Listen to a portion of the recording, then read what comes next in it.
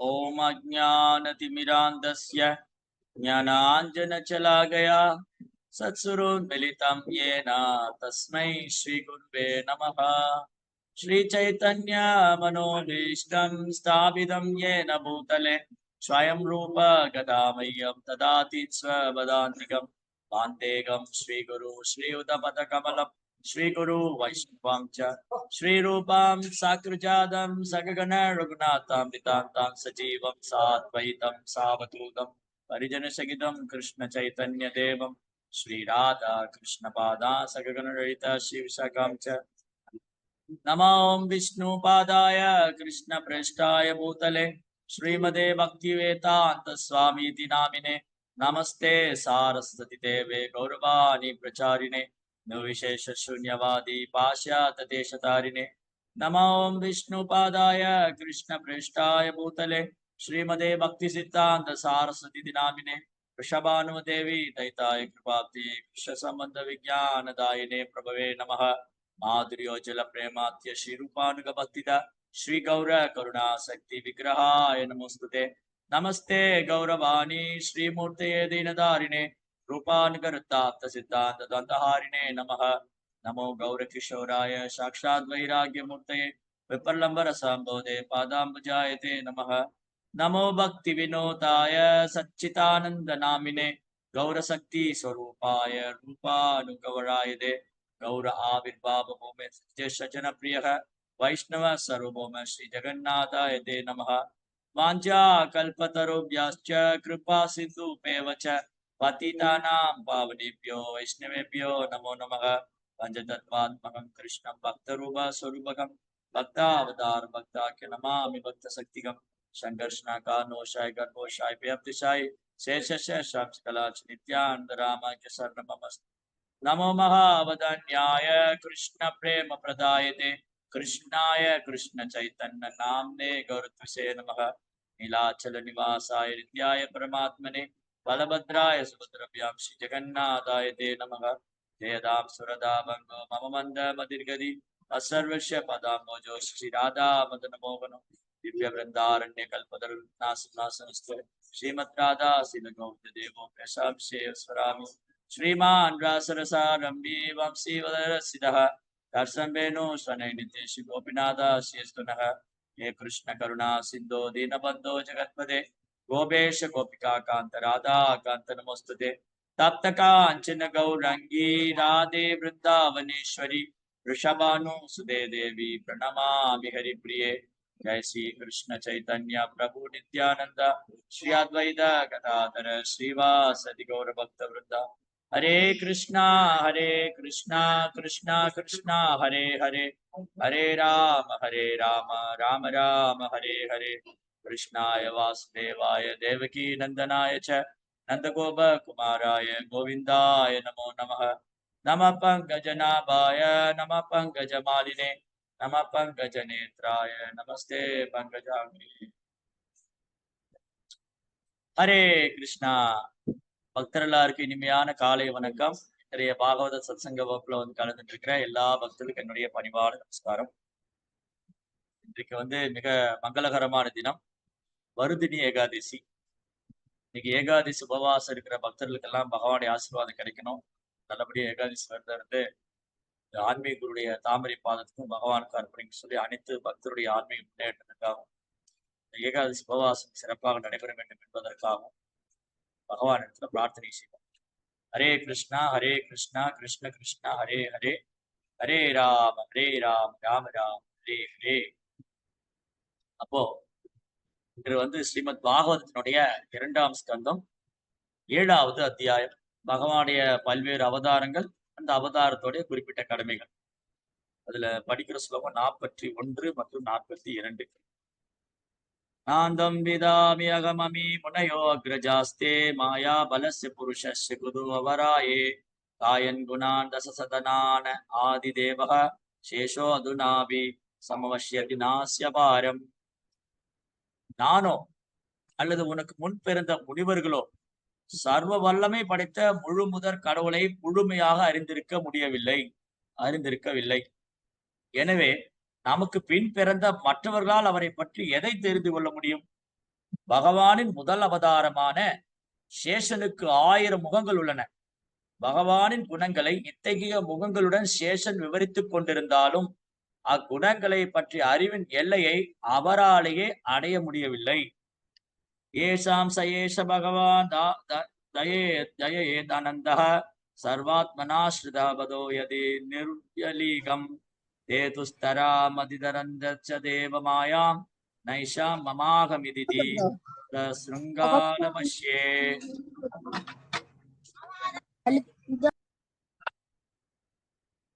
ஆனால் பகவானுடைய தொண்டில் தூய சரணாகதி அடைவதன் மூலமாக முழு முதற் கடவுளான பரமபுருஷனின் விசேஷ அனுகிரகத்தை பெற்றவரால் கடக்க முடியாத ஞான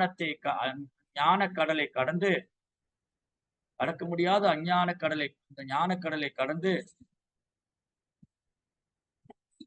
பகவானை புரிந்து கொள்ள முடியும்.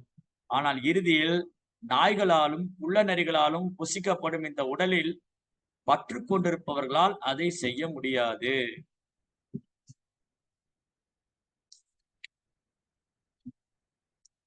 ஹரே கிருஷ்ணா. இது நேற்றைய வகுப்போட தொடர்ச்சி தான். நேற்றைய வகுப்புல படிச்சோம், பகவானுடைய அவதாரமான ஆதிசேஷனால கூட அனந்தனுக்கு 1000 தலைகள். அந்த அனந்த தேவர் பலராமருடைய அவதாரம். கிருஷ்ணருடைய முதல் விரிவங்கம் பலராமத்திலிருந்து வரக்கூடிய அவதாரங்கள்ல அனந்த தேவர். எல்லா பிரபஞ்சங்களும் அனந்த தேவருடைய 1000 தலைக்கு மேல கடுகு டப்பாலுக்கிற கடுகு மாதிரி ஆயிரக்கணக்கான கோடிக்கணக்கான பிரபஞ்சங்கள், பிரம்மாண்டங்கள், சுவாமி, அதெல்லாம் அனந்தன் தன் தலையில தாங்கிட்டு இருக்காரு. அனந்த தேவன், அந்த அனந்த தேவனுக்கு 1000 முகங்கள், 1000 இதழ்கள். அந்த 1000 இதழ்கள் கொண்டு ஆனந்த தேவராலே வர்ணிச்சு முடிக்க முடியல. சைதன்ய மகாபுருடைய, பகவான் கிருஷ்ணருடைய தெய்வீக லீலைகள், அவருடைய நாம ரூப குணாதிசயங்கள். அப்ப பகவானுடைய அவதாரமான அனந்த தேவர் பலராமர், அவருடைய அவதாரம். சரி, இப்ப அடுத்த ஒரு கேள்வி வந்துடும். அது என்னது, பகவானே அவர் புகழ்ந்துக்கிறதா? அப்ப இந்த கேள்விக்கு யாருக்கு பதில் தெரியும்? பதில் தெரிஞ்சும் கை தூக்கு. அனந்த தேவன் பகவானுடைய அவதாரம், அவரே அவரை புகழ்ந்துக்கிறாரா? இப்ப சில நேரங்கள்ல நாமளே நம்ம பெருமை பேசிக்குவோம் இல்லையா? தற்பெருமை, டம்பம் அடிச்சுக்குவோம். நாங்கள்லாம் அந்த காலத்துல துபாயில இருக்கையில, நாங்கள்லாம் அந்த காலத்துல சிலோன்ல இருக்கையில, நாங்கள்லாம் அந்த காலத்துல சிங்கப்பூர்ல இருக்கையில, நாங்கள்லாம் அந்த காலத்துல வேலை பார்க்கும் போது அப்படிலாம் டம்பம் அடிச்சுக்குவோம். நாமெல்லாம் தற்பெருமை பேசிக்குவோம். என்னை பத்தி எல்லாம் கேட்டு, எங்க ஊர்ல என்னை பத்தி கேட்டு பாருங்க, எங்க தெருவுல என்னை பத்தி கேட்டு பாருங்க, என் நண்பர்கள்ட்ட எல்லாம் என்னை பத்தி கேட்டு பாருங்க. நான் ஸ்கூல் படிச்சேன்ல, அங்க போய் என்னை பத்தி கேட்டு பாருங்க. என் காலேஜ்ல போய் என்னை பத்தி விசாரிச்சு பாருங்க. நான் வேலை செய்யற இடத்துல என்ன போய் விசாரிச்சு பாருங்க. அப்படி எல்லாம் நம்ம தற்பெருமை பேசு. என்ன மாதிரி எல்லாம் யாருமே கிடையாது. அந்த மாதிரி எல்லாம் யாரும் இருக்கவே முடியாது. அப்படிதான் இங்க ஒருவேளை பகவானும் தம்பம் அடிச்சுக்கிறாரா, தற்பெருமை பேசுறாரா? அவருடைய புகழை அவரே சொல்லி முடிக்க முடியல. அதெல்லாம் என்னை பத்தில என்ன சொல்றதுங்க, அதெல்லாம் சொல்லி எல்லாம் புரியாது. அப்படிலாம் சில கனவான்கள் பேசுவாங்க. அதீத புத்திசாலிங்க, மேதாவிகள் நம்ம ஊர்ல நிறைய இருக்காங்க. அவங்க அதெல்லாம் பாருங்க, என்னை பத்திலாம் உங்கெல்லாம் சொன்னா புரியாதுங்க, அதெல்லாம் நீங்க புரிஞ்சுக்கவே முடியாது அப்படின்னு தம்பம் அடிச்சுக்குவாங்க, பெருமை பேசுவாங்க. அந்த மாதிரி இங்க அனந்த தேவனுக்கு 1000 தலை இருக்கு. அந்த 1000 தலையில அவராலேயே, பகவானுடைய அவதாரமான அவராலேயே சொல்லி முடிக்க முடியலையே. பகவானின் முதல் அவதாரமான சேஷனுக்கு 1000 தலை, அவராலேயே சொல்லி முடிக்க. அப்ப என்ன, அவர் தம்பம் அடிச்சுக்கிறாரா, தற்பெருமை பேசுகிறாரா? பதில் தெரிஞ்சவங்க கை தூக்கு.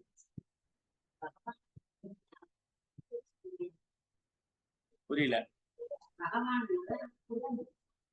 பகவான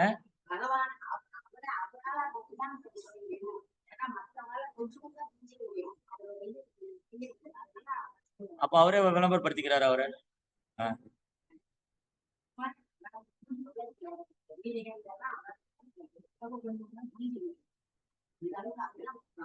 அவர் லீலைகள் அவர் சொன்னதா தெரியுமா?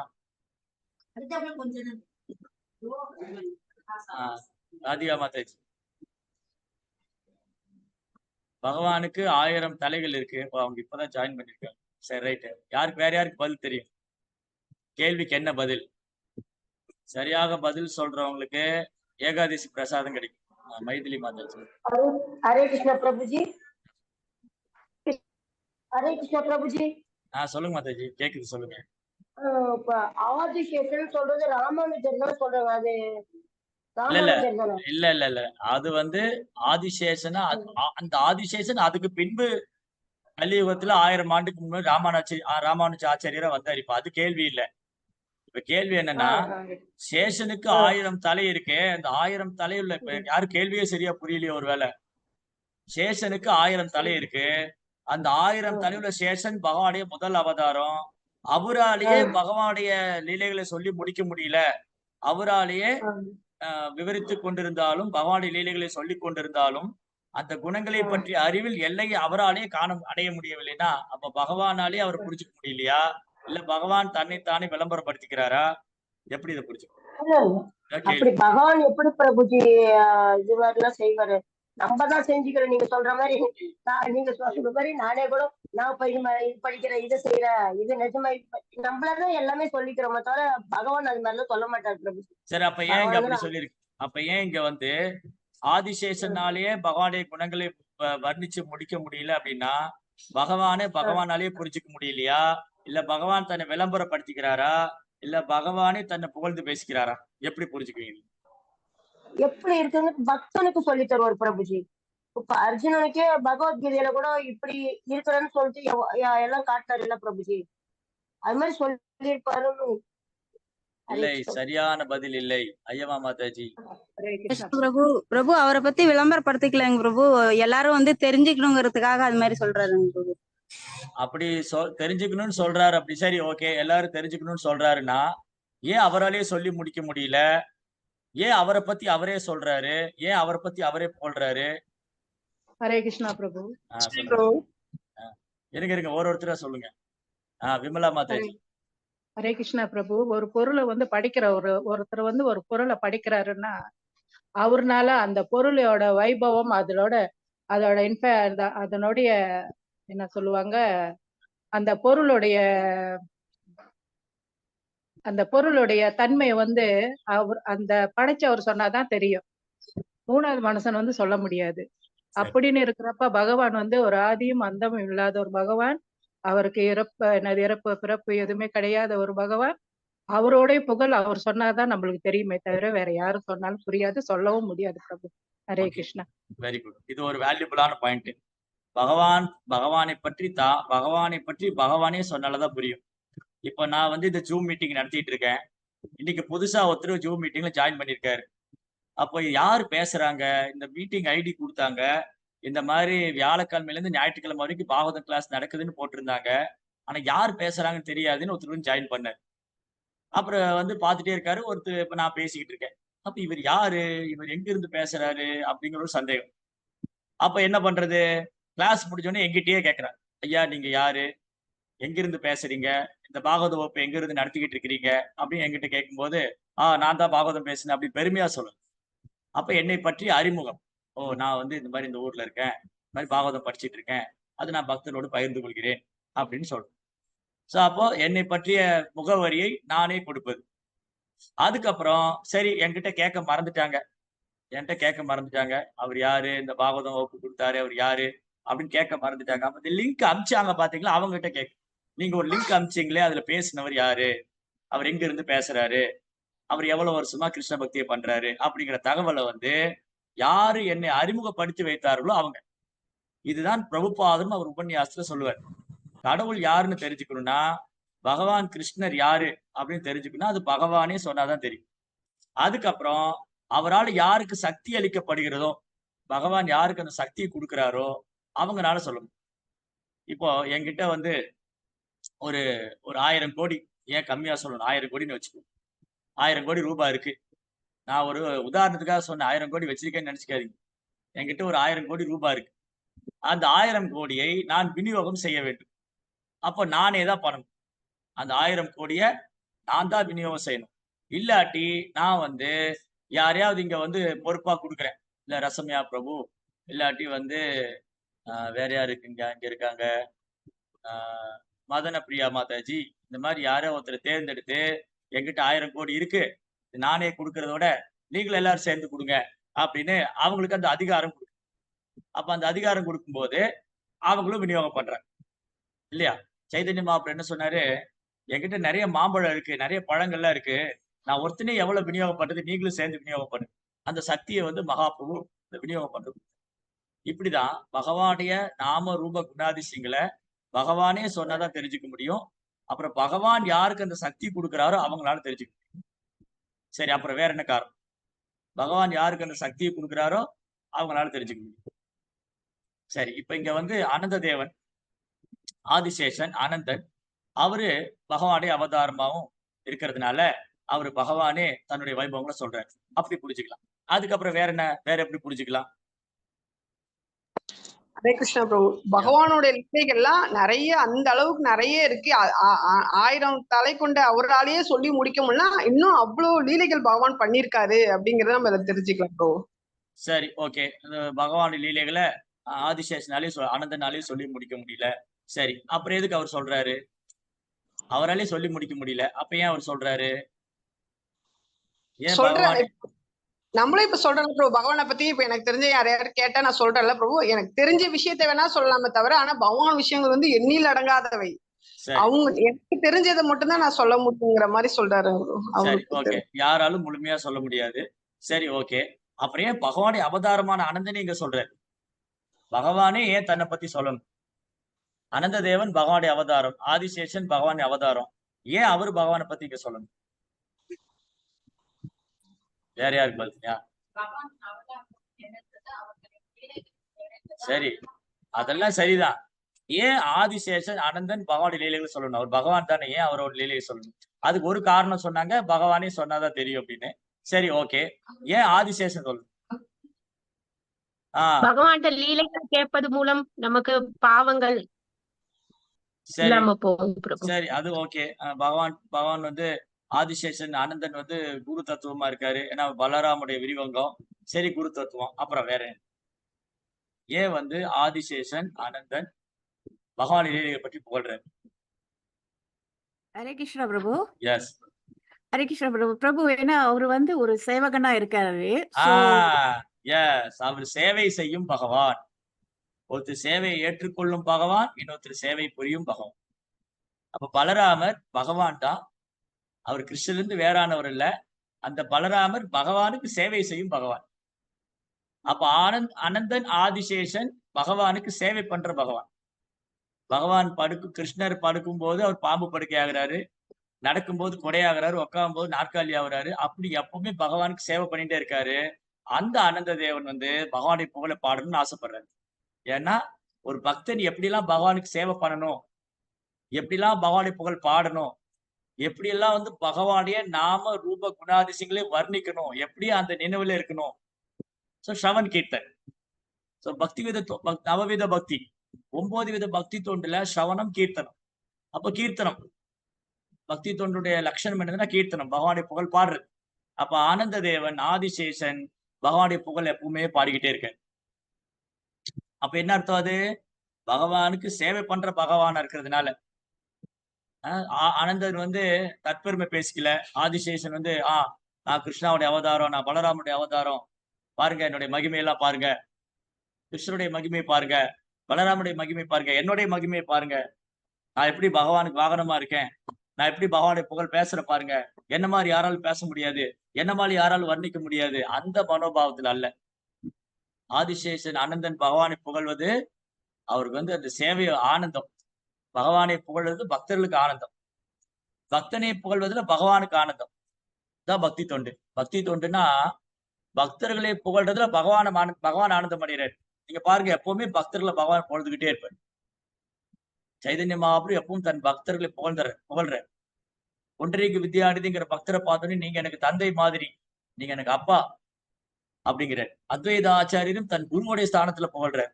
ஹரிதாஸ் தாக்கூர் கையில அவர் உடலை விட்டது கையில ஏந்திட்டு அவர் புகழ் பாடி நடனம் ஆடுறாரு. எப்பவுமே பகவான் தன் பக்தர்களை புகழ்றதுல தவறுனதே இல்லை. எல்லாத்துக்கும் மேல தன்னை விட தன் பக்தனுக்கு புகழ் அதிகமா வரணும்னு பகவான் விரும்புவார். தன்னுடைய புகழை விட தன் பக்தனுக்கு அதிக புகழ் கிடைக்கும் போது பகவான் பெருமிதம் அடைகிறார். பிரபுபாவுடைய புகழ் உலகம் முழுதும் பரவியது. ஹனுமானுடைய புகழ் இன்றைக்கும் இருக்கு. ராமராவது பாலம் கட்டி தான் லங்கைக்கு போனாரு. ஹனுமான் ஒரே ஜம்ப்ல போனாரு. அப்ப இன்னைக்கு ராமரை எப்படி வழிபடுறோமோ அதுக்கு நிகரா ஹனுமானை வழிபடுறோம். பெரியாழ்வார் நாராயணர் தான் பரம்பொருள், அவர் தான் பரம சத்தியம், அவரை அடைவதற்கான சரியான மார்க்கம் பக்தி மார்க்கம்னு சொன்ன உடனே இந்த பொற்களி அருந்து கீழே விழுந்தது. அப்ப மதுரை மன்னர் பெரியாழ்வாரை யானை மேல பட்டத்து யானை மேல உட்கார வச்சு பவனி வர்றாரு. அதை பாக்குறதுக்கு பகவானே வர்றாரு. என் பக்தனுக்கு எவ்வளவு புகழா, அந்த புகழை காண்பதற்கு பகவான் வர்றாரு. அப்ப பக்தனை புகழ்வதில் பகவான் பேரானந்தம் அடைகிறாரு. அந்த பக்தர்கள் புகழ்ற இடத்துல பகவான் யாரு பக்தனை புகழ்றாரோ அவங்க மேல பகவான் ரொம்ப சந்தோஷமாகிறாரு. இது ரெண்டுமே எக்ஸ்ட்ரீம் லெவல். பகவானுடைய பக்தனை யாராவது புகழ்ந்தா பகவான் பேரானந்தம் அடைவார். அவருக்கு எல்லா விதமான நலன்களையும் ஆசீர்வாதத்தையும் கொடுப்பார், கிருஷ்ண பிரேமத்தையும் கொடுத்துருவார். அதே சமயம் இந்த எக்ஸ்ட்ரீம் லெவல் இந்த பக்கம் வந்தா பக்தர் மேல அவதூறு பரப்புறவங்க, அபராதம் செய்யறவங்க, பக்தர்கள் இகழ்ந்து உரைக்கிறவங்க, பக்தர்கிட்ட குற்றம் காண்பவர சைதன்ய மகாபிரபு மன்னிக்கவே மாட்டார். தன் மீது யாராவது பழி சுமத்தினாலோ, தன் மீது குற்றம் சொன்னாலோ, தன்னை யாராவது இகழ்ந்து உரைத்தாலும் சைதன்ய மகாபிரபு பொறுத்துக்குவார். ஆனா பக்தர்களை ஏதாவது செஞ்சா மகாபிரபு பொறுத்துக்குவார். மகாபிரபு பொறுத்துக்கவே மாட்டார். சைதன்ய மகாபிரபு மேல குற்றம் சுமத்துற ராமச்சந்திர பூரி, நீ ஒரு சன்னியாசி இவ்வளவு சாப்பிடுறியே. ராமச்சந்திர பூரி மாதவேந்திர பூரியோட சீடர். அவர் குருவுக்கு அபராதம் பண்ணாரு. ஆன்மீக குருவை பார்த்து மாதவேந்திர பூரி இறுதி காலத்துல அவர் இந்த உடலை விட்டு பகவானுடைய உலகத்துக்கு போறார், கோலோ உண்டாவன். அப்போ அவருக்கு கிருஷ்ணனுடைய பிரிவு தாங்க முடியல. மிக உயர்ந்த பாவம். கிருஷ்ணாவுடைய பிரிவு தாங்க முடியாம மாதவேந்திர பூரி அழறார். ஏ கிருஷ்ணா, ஏ கோபிகளே, கிருஷ்ணரே, ராதாராணியே, நான் எப்போ உங்க திருவடியை சேர போறேன், நான் எப்போ உங்களை தரிசனம் பண்ண போறேன் அழறாரு. அவங்க பிரிவு தாங்காம ஈஸ்வர பூரி பக்கத்துல உட்காந்துட்டு இந்த பாகவதம் கோபியாகி இதெல்லாம் படிச்சு ஆன்மீக சந்தோஷம் கொடுக்குறாரு. ஈஸ்வர பூரிய தன் மடியில போட்டுக்கிட்டு முத்தமிடுறாரு மாதவேந்திர பூரி. ஏன்னா அப்படி ஒரு சீடர் பக்கத்துல இருந்து குருவுடைய உடம்பெல்லாம் சுத்தம் பண்ணி, அங்க மலமூத்திரம் எல்லாம் சுத்தம் பண்ணி, அவருக்கு பிரசாதம் எல்லாம் பண்ணி கொடுத்து, அங்க இருந்து கோபிகா கீதம் பாகவதம் எல்லாம் படிச்சு அவர் ரொம்ப சந்தோஷமாயிட்டாரு. அப்படியே தன் இதயத்தில் இருக்கிற கிருஷ்ண பிரேமத்தை மாதவேந்திர பூரி ஈஸ்வர பூரி கொடுத்தாரு. ஆனா ராமச்சந்திர பூரி என்ன பண்ணாரு, ஒரு நாள் தன் குருவை பார்க்க வந்தாரு. குரு அழுதுகிட்டே புலம்பிக்கிட்டே இருக்காரு. ஓ கிருஷ்ணா, ஓ ராதே, ஓ கோபிகளே, ஓ லலிதா, ஓ விஷாகா, நான் எப்போ உங்களை தரிசனம் பண்ண போறேன், எனக்கு எப்போ உங்க அனுகிரகம் கிடைக்கும்னு அழற. இந்த முட்டாள் சீடன் குருவுக்கு உபதேசம் பண்ண யாரு, ராமச்சந்திர பூரி. ஏன் இப்படி சும்மா அழுதுட்டு புலம்பிக்கிட்டு இருக்கீங்க, சின்ன பிள்ளை மாதிரி பிரம்மத்தை குறிச்சு தியானம் பண்ணுங்க, குழந்தை பிள்ளைத்தனமா பண்றீங்க. அப்ப குரு கோவம் வந்துருச்சு. அயோக்கியனை என் முகத்திலேயே முழிக்காத போய்க்கிறது. ஆன்மீக குருக்கு உபதேசம் பண்ணாரு, பிரம்மத்தை தியானம் திட்டி விட்டாரு. அப்படி குருவுக்கு அபராதம் பண்ண. அப்புறம் குருவுக்கு அபராதம் பண்ணி அடுத்த என்னாச்சு, பகவான் கிட்டயே அபராதம் குற்றம் கண்டுபிடிக்காரு. ஆன்மீக குருடைய கருணை இழந்துட்டா அப்புறம் என்ன ஆகும், பகவான்டி குற்றம் கண்டுபிடிச்சு பக்தியிலிருந்து வெளியில போய் நாத்திகனாவோ அல்லது மாயாவாதி ஆயிடும். அதனாலதான் ஒருபோதும் பகவானுடைய பக்தர் இடத்துலயோ ஆன்மீக குரு இடத்துலயோ பகவான் இடத்துலயோ குற்றம் காணவே கூடாது. அவன் நரகத்துக்கு தான் போவான். அச்சே ஷீலா விஷ்ணு குருசு நரமதி வைஷ்ணவேரே ஜாதி புத்தி.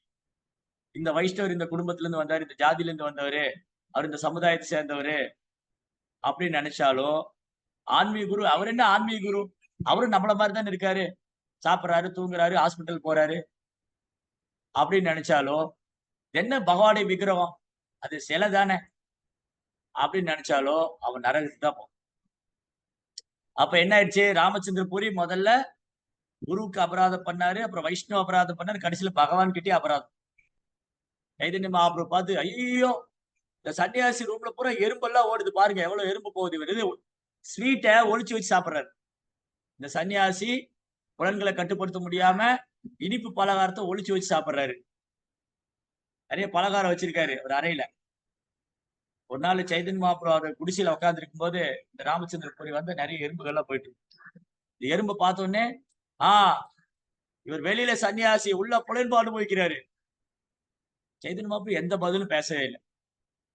அப்புறம் மகாபிரபுக்கு பக்தர்கள் எல்லாம் பிரசாதம் பரிமாறுவாங்க. மகாபிரபு பக்தர்கள் அன்போட குடுக்க குடுக்க சாப்பிட்டுட்டே இருப்பார், பக்தர்களை மகிழ்விக்கிறதுக்காக. பத்திரம் புஷ்பம் பலம் தோயம் யோமே பக்தியா பிரேச்சதி தடகம் பக்தி உபகிருதம் அஸ்னாமி பிரியதாத்மன். அதுல பக்தி பிரியம் 2 தடவை 3 தடவை பக்தி. ததகம் பத்திரம் புஷ்பம் பலம் யோமே பக்தியா பிரேச்சதி ததகம் பக்தி உபகிருதம். அன்போட பிரியத்தோட பிரியதாத்மனக. யாரேன்னு எனக்கு அன்போட பிரியத்தோட ஒரு இலையோ பூவோ காயோ பழமோ கொடுத்தா நான் அதை தவிர்க்க மாட்டேன். பகவான் அதை ஏத்துக்கிறேன், அக்செப்ட் பண்ணிக்கிறேன். அப்படி இருக்கும்போது பகவானுடைய பக்தர்கள் நிறைய பலகாரம் எல்லாம் பண்ணி வந்து சைதன்ய மகாபிரபு நிவேதனம் பண்றாங்க. மகாபிரபு ஒன்றுனா சாப்பிட்டு பாக்குறாரு. அந்த பலகாரம் எப்படி இருக்கு, இது எப்படி இருக்கு. எல்லா பக்தர்களும் அன்போட வந்து மகாபிரபு இதை சாப்பிட்டு பாருங்க, இதை எல்லாம் அவங்க கஷ்டப்பட்டு பண்ணிட்டு வந்திருக்காங்க. எங்க இருந்து? பெங்கால்ல இருந்து எடுத்துட்டு வராங்க. மகாபிரபு பூரியில இருக்காரு, சைதன்ய மகாபிரபு பூரியில இருக்காங்க. இங்க பெங்கால்ல இருந்து பிரசாதம் பண்ணி எடுத்துட்டு வராங்க. அது ராகவ பண்டிதர் ஒருத்தர் வருவார். நீங்க சைதன்ய சரிதாமிரத்துல படிச்சீங்கன்னா ராகவ பண்டிதர் வந்து விதவிதமா பிரசாதம் பண்ணுவார். அவங்களும் அவங்க சகோதரியும்.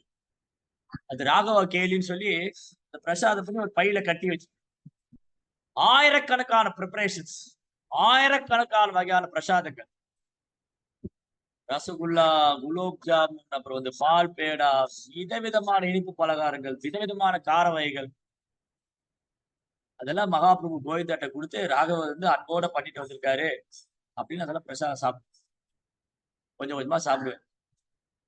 அப்ப இந்த ராமச்சந்திர பூரி வந்து என்ன ஒரு சன்னியாசி இப்படியா சாப்பிடுறது? அப்போ இவர் இப்படி பரிகாசம் பண்ணாலும் சைதன்ய மகாபிரபு என்ன நினைக்கிறாரு, இவர் என் குரு. ஏன்னா என் ஆன்மீக குருடைய சகோதரர், என் ஆன்மீக குருவான ஈஸ்வரபுரியோட சகோதரர். பாருங்க, சைதன்ய மகாபிரபு ஈஸ்வரபுரிய தன் குரு, அவர் முழுமுதற் கடவுள். சைதன்ய மகாபிரபு முழுமுதற் கடவுள், அவர் ஈஸ்வரபுரிய தன் குருவா ஏத்துக்கிட்டாரு. காரணம், ஈஸ்வரபுரி தன்னலம் கருதாது, சுயநலம் இல்லாம, எந்த ஒரு அருவருப்பும் இல்லாம தன் குருவுக்கு சேவை பண்ணார். அதனால அந்த ஒரு பணிவான பக்தர், அந்த தூய பக்தரை தன் குருவா எடுத்துக்கிட்டாரு. அந்த பக்தருடைய அந்த அந்த குரு சீடர், அந்த சீடர் என் குருவுடைய ஆன்மீக சகோதரர். இந்த ராமச்சந்திர புரியாகட்டும் ஈஸ்வரபுரி 2 பேருமே மாதவேந்திர புரியோட சீடர்கள். அப்போ சைதன்ய மகாபிரபு தனது ஆன்மீக குருவுக்கு என்ன மரியாதை செலுத்தினாரோ அதை அப்படியே ராமச்சந்திர புரி செய்தார். ஆனா ராமச்சந்திர புரி என்ன பண்றாரு? மகாபிரபு கிரிட்டிசைஸ் பண்றாரு, குற்றம் காண்றாரு, குறை சொல்றாரு, அவதூறு பரப்புறாரு. மகாபிரபு என்ன பண்ணிட்டாரு, இவர் என் குரு மாதிரி, நான் பிரசாதம் சாப்பிடுறத அவர் சொல்றாரு, என் நல்லதுக்கு தான் சொல்றாருன்னு அன்றிலிருந்து இருந்து 1/4 பாகத்தை சாப்பிடுறாரு. 3/4 பாகத்தை குறைச்சிக்கிட்டாரு. நல்ல மகாபிரபு வந்து பகவான் ஜெகநாதரும் அவரு வேற இல்லையே. ஒரு நாளைக்கு 56 வகையான பதார்த்தங்கள் அங்க சாப்பிடுறாரு. ஜெகநாத் பூரியில 56 வகையான பதார்த்தங்கள். அப்படி இருக்கும்போது மகாபிரபு தன்னுடைய குருவுடைய சகோதரர் சொல்லிட்டாரு, அவர் எனக்கு குரு மாதிரி, அப்ப அவர் என் நல்லதுதான் சொல்லியிருக்காருன்னு 100% பிரசாதம் சாப்பிடல, 3/4 பாகம் குறைச்சிக்கிட்டு 1/4 பாகம் மட்டும் தான் இருக்கு. பக்தர்கள் அழறாங்க, எல்லாரும் பக்தர்கள் அழறாங்க. ராமச்சந்திர பூரி மேல என்ன செய்யறது? எதையாவது திட்டுனா மகாபிரபு கோவம் வந்து அப்படியே பல்ல கடிச்சுக்கிட்டு இருக்காங்க. ஏதாவது சொல்லிட்டா அபராதம் ஆயிடும். ஒரு வைஷ்ணவ அபராதம் இல்ல ஒரு குரு, அதாவது மகாபிரபு வந்து அவர் அவ்வளவு மரியாதை சொல்றாரு. அவர் நம்ம சொன்னா மகாபிரபு திருப்தி அடைய மாட்டார், நம்ம மேல கோவப்படுவாரு, நம்ம மேல வந்து மகாபிரபு வருத்தப்படுவாரு அப்படின்னு பக்தர்கள் அமைதியா இருக்காங்க. ஆனா உள்ளுக்குள்ள கோவம். ஆனா அவர் சொன்னதுக்கு மகாபிரபு கொஞ்சம் தான் சாப்பிடுறாரு, கொஞ்சம் தான் சாப்பிடு. இப்படி குற்றம் கண்டுபிடிச்சு ராமச்சந்திர புரி வைஷ்ணவர்கிட்ட அபராதம் பண்ணி சத்சங்கத்தை விட்டே பிரம்மவாதியார், மாயாவாதி, நாத்திகனை, ரொம்ப ஆபத்து. ஆனா மகாபிரபு என்ன பண்ணிட்டாரு, அவர் சொன்ன குற்றங்கள் எல்லாம் பொறுமையா பொறுத்துக்கிட்டார். ஏன்னா அவர் தன்னை பற்றி சொல்றார். அதே மாதிரிதான் சர்வபௌம பட்டாச்சாரியா, அவர் வந்து ஒரு மாயாவாதியா இருந்தாரு. மகாபிரபுடைய கருணையால அவரு பக்தரான வைஷ்ணவர் ஆயிட்டார். அப்போ ஒரு நாள் அவர் மகாபிரபு கூப்பிடுறாரு, எங்க வீட்டுக்கு பிரசாதம் சாப்பிட வாங்க. மகாபிரபு சொல்றாரு, ஓகே நான் வரேன். பட்டாச்சாரியரும் அவங்க மனைவி 2 பேரும் 11 பிராமணர்கள் சேர்ந்து சமைச்சா எவ்வளவு உணவு வகைகளை சமைக்க முடியுமோ அவ்வளவு செஞ்சுட்டு காத்துக்கிட்டு இருக்காங்க மகாபிரபு. 2 பேர், சர்வம் பட்டாச்சாரி அவங்க மனைவி 2 பேரும் வயசானவங்க. சர்வம் பட்டாச்சாரி above 70, அவங்க வைஃப் above 60. 2 பேரும் விதவிதமான பலகாரங்கள் உணவு வகைகள் தயார் பண்ணிட்டு 11 பிராமணர்கள் சேர்ந்தா எவ்வளவு உணவு தயாரிக்க முடியுமோ அவ்வளவு பண்ணிட்டு காத்துட்டு சைதன்ய மகாபிரபு வந்தாரு. பார்த்தா எல்லா பக்கம் பிரசாதமா இருக்கு. கீரையில பல வகைகள், அப்புறம் உருண்டையில பல வகைகள், முறுக்குல பல வகைகள். இந்த மாதிரிதான் ராகவ பண்டிதரும் சரி, சர்வபௌம பட்டாச்சாரியும் சரி, விதவிதமான பலகாரம், பால்ல பல விதமான பதார்த்தங்கள், கீரையில பொடி மாசு, அந்த பொடி மாசுல பல வகை. இதெல்லாம் பாருங்க சைத்தன்ய சரிதாமிரதத்துல விவரமா இருக்கு. சைதன்ய சரிதாமிரதத்துல சர்வம் பட்டாச்சாரி என்னென்ன பலகாரம் மகாபிரபு பண்ணாரு, ராகவ பண்டிதர் என்னென்ன பண்ணாரு. என்னங்க இது தத்துவம் எல்லாம் பலகாரத்தை பத்தி சொல்லியிருக்காரு. இங்க கிருஷ்ண பக்தியில வந்து ஏதாவது தத்துவம் சொல்லுவாங்கன்னா பலகாரத்தை பத்தி சொல்லியிருக்காங்க. ஏன்னா பிரசாதம் வந்து அவ்வளவு தூய்மையானது. பகவானுக்கு நிவேதனம் செய்த பிரசாதம் எப்படி எல்லாம் விதவிதமா பகவானை திருப்திப்படுத்தணும். விதவிதமான உணவு வகைகளை பிரசாதம் செஞ்சு எப்படி பகவான் திருப்திப்படுத்தணும். நமக்கு தெரிஞ்சதெல்லாம் சாம்பார், புட்டு, பொரியல், அதை விட்டா தக்காளி சாதம், லெமன் சாதம், அவ்வளவு 5-6 வகையை பிடிச்சுக்கிட்டோம். பகவானும் வேற வழி இல்லாம அதை சாப்பிட்டு இருக்கு. ஆனா ராகவ பண்டிதர் ஆகட்டும், சர்வபௌம பட்டாச்சாரியர் ஆகட்டும், ஸ்ரீமதி ராஜராணி ஆகட்டும், விதவிதமான பலகாரத்தை பகவான் செய்யும். அது ஒரு ஆர்ட். ஆக்சுவலி சமையல் ஒரு கலை, ஆர்ட். அதுல வந்து பகவானை திருப்திப்படுத்து. சைதன்ய மகாபிரபு வந்து பார்த்தாரு, இவ்வளவு பலகாரம் இருக்கேன், நான் எப்படி சாப்பிடுவேன்? பட்டாச்சாரியர், நான் ஒரு சன்னியாசி, நான் எப்படி இவ்வளவு சாப்பிட முடியும்? அப்ப பட்டாச்சாரியர் சொன்னாரு, நீங்க யாருன்னு எங்களுக்கு தெரியும். நீங்க யாருன்னு எங்களுக்கு தெரியும். அந்த நீலாச்சல தாமத்துல அந்த ரத்ன சிம்மாசனத்துல உட்காந்துட்டு ஒரு நாளைக்கு 56 வகையான பதார்த்தங்களை சாப்பிடுறீங்க. அதனால இது வந்து உங்களுக்கு புதுசு இல்ல, கஷ்டமானது இல்ல, சாப்பிடுங்க. மகாபிரபு சிரிச்சுட்டு அந்த பிரசாதம் எடுத்து வாயில வச்சு சாப்பிட்டு இருக்காரு. வாயில வைக்கிறாரு. அவருடைய மருமகன், பட்டாச்சாரியுடைய மருமகன் வந்து அமோகா, அவன் ஓடி வந்தான். ஐயோ, என்னையா சன்னியாசி இவரு இப்படி சாப்பிடுறாரு, எல்லாம் ஒரு சன்னியாசியா இவ்வளவா சாப்பிடுவாங்க அப்படின்னு மகாபிரபு பிரசாத் சாப்பிட்டு இருக்கும் போது வந்து அவர் கிரிட்டிசைஸ் பண்ற, அவர் பரிகாசம் பண்ற. பட்டாச்சாரி கோபம் வந்துருச்சு. ஏன்னா இவ்வளவு கஷ்டப்பட்டு மகாபிரபு வீட்டுக்கு வரவே மாட்டேன்றது. அவரை கஷ்டப்பட்டு கெஞ்சி பிரார்த்தனை செஞ்சு வீட்டுக்கு வர வச்சு, அதுவும் சொன்னாரு, எங்க வீட்டுல வந்து 1 வாரம் தங்கியிருந்து பிரசாத், நான் ஒரு சன்னியாசி 1 வாரம்லாம் தங்க முடியாது, அட்லீஸ்ட் 4 நாளாவது, சரி 1 நாளாவது வாங்க, ஒரு வேலையாவது வந்து சாப்பிடு. இவ்வளவு கெஞ்சி கூத்தாடி மகாபிரபு வந்து தங்க வீட்டுக்கு வர வச்சா, பிரசாதம் பண்ணி மகாபிரபு சாப்பிடும் போது முட்டாள் வந்து அவங்க கிரிட்டிசைஸ் பண்ண, மகாபிரபு பரிகாசம் பண்ண உடனே அவர் பட்டாச்சாரி கோவம் வந்துருச்சு. அவருக்கு இந்த கைத்தடி இருக்குல்ல, ஒரு பெரிய தடி, அதை எடுத்துட்டு ஓடுற. அடே அமோகா, மண்டையை உடைக்காம விட மாட்டேன், ஓடுற, கொல்லாம விட மாட்டேன். அவன் ஓடுறான். பட்டாச்சாரியார் வந்து அது தடி எடுத்துட்டு அடிக்க வர்றதை பார்த்தோன்னே ஓடுறான் அமோகா. பின்னாடி நின்று அவங்க மனைவி சொல்றாங்க, பட்டாச்சாரியுடைய மனைவி, விடாதீங்க, அவனை அடிச்சு கொண்டுருங்க, நம்ம பெண்ணு விதவி ஆனாலும் பரவாயில்ல, நம்ம பொண்ணு வந்து விதவே ஆனாலும் பரவாயில்ல, அவன் திரும்ப வர, அவன் அடிச்சு கொண்டுருக்கட்டு. மகாபிரபு பார்த்து சிரிச்சிட்டு இருக்காரு. இத்தனைக்கு அவரை தான் குறை சொன்னாங்க. மகாபிரபு குறை சொன்னா, குற்றம் சொன்னா, பரிகாசம் பண்ணா, மகாபிரபு சிரிச்சுட்டு இருக்காரு. பட்டாச்சாரியர் துரத்திட்டு ஓடுறாரு, கையில தடி எடுத்துட்டு அந்த அமோகா மட்டையை உடைக்கிறதுக்கு. அவன் ஓடிட்டாங்க. அப்புறம் 2 பேரும் வந்து அழறாங்க மகாபிரபுட்ட, நான் என்ன பண்றது, அவன் இப்படி இருக்கான். நான் ஒன்னும் தப்பா நினைச்சேன், நோ ப்ராப்ளம். மகாபிரபு சிரிச்சுட்டே பிரசாத் சாப்பிட்டு போயிட்டேன். ஒரே கோபம் இவங்களுக்கு, பட்டாச்சாரியருக்கும் மனைவிக்கும் மருமக மேல ரொம்ப கோபம். அவனை வீட்லயே சேர்க்க கூடாது, வீட்டுலயே அவனை ஏத்துக்கணும். அப்புறம் பார்த்தா திடீர்னு ஒரு நாள் அந்த அமோகா காலரா வியாதி வந்து படுத்த படுக்கை, உயிருக்கு போராடிட்டு இருக்கான். நம்மெல்லாம் ஜுரம், விஷ ஜுரம், மூச்சு இழுக்குது. ஒரு கால்ரா வியாதி, ஒரு காலத்துல கால்ராக்கு மெடிசன் இல்லாத நிறைய பேர் செத்து போனாங்க. கால்ரா டிசீஸ், காலரா வியாதி வந்து இழுத்துக்கிட்டு இருக்கான், மூச்சு விட முடியாம. அப்போ சைதன்ய மகாபிரபு சர்வம் பட்டாச்சாரியர் பார்க்க வர்றாரு. வந்தா இந்த அமோகா நோயாளியா பெட்ல படுத்துட்டு இருக்கான். பட்டாச்சாரியர் சொல்ற, மகாபிரபு பாத்தீங்களா, அன்னைக்கு உங்களை அவதூறு பேசினால பாருங்க, அவனுக்கு தண்டனை கொடுத்துட்டாரு கிருஷ்ணா. அவனுக்கு கிருஷ்ணா வந்து தண்டனை கொடுத்துட்டாரு. அன்னைக்கு உங்களை அவதூறு பேசினா ஏளனம் பண்ணல பாருங்க, கொஞ்ச நேரத்துக்கு அவன் சாக போறான். மகாபிரபு வந்து நேரா அமோகா கிட்ட போனாரு. ஏ அமோகா, என்ன படுத்துட்டு இருக்க, ஏந்திரு. எழுந்திரிச்சு உட்காந்து ஹரே கிருஷ்ணா சொல்லுன்னு சாண்டிங் பண்ணுங்க. சைதன்ய மகாபிரபு கிட்ட போய் அவன்கிட்ட வந்து அவனை பிளஸ் பண்ண, கருணை கொடுத்த. யாரு தன்னை அவமானப்படுத்தினோம், தன்னை ஏளனம் பண்ண, யாரு தன்னை ஏளனப்படுத்தினாரோ, யாரு தன்னை அவமானப்படுத்தினானோ அவரை வந்து ஒரு இடத்துல குருவா வழிபடுறாரு, இன்னொரு இடத்துல அவரை வந்து கருணை காத்திரு. ஏந்திரு. அமோகா எழுந்து உட்காந்து ஹரே கிருஷ்ணா கிருஷ்ண கிருஷ்ணா ஹரே ஹரே, ஹரே ராம ராம ராம ஹரே. வியாதி எல்லாம் குணமாயிட்டு அவன் பயங்கர புத்துணர்வாயிட்டான். அவன் மகாபுடைய தாமரை பாத்துல கதறி அழறான். மகாபுடைய தாமரை பாத்துல விழுந்து கதறி அழறான். தென் சர்வபௌம பட்டாச்சாரியா வந்தாரு. மகாபிரபு ஏன் அவனை குணப்படுத்தினீங்க, ஏன் அவனை குணப்படுத்தினீங்க, அவன் அப்படியே செத்து போயிட்டு. அவன் மகாபிரபு சொன்னாரு, பட்டாச்சாரியரே, நீங்க எனக்கு ரொம்ப பிரியமானவர்.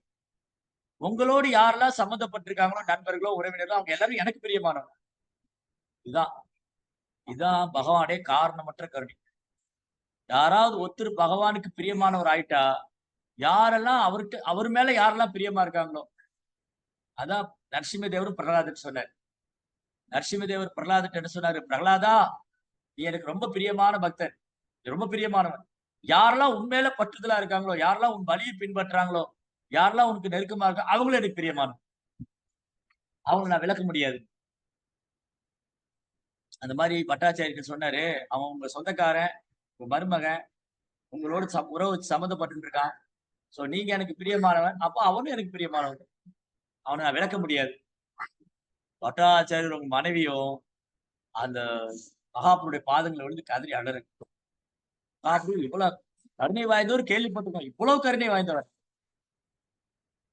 அதனால தன்னை யாரா நிந்திச்சாலோ அவதூறு பேசினாலும் பகவான் வந்து மன்னிச்சிடுவார்.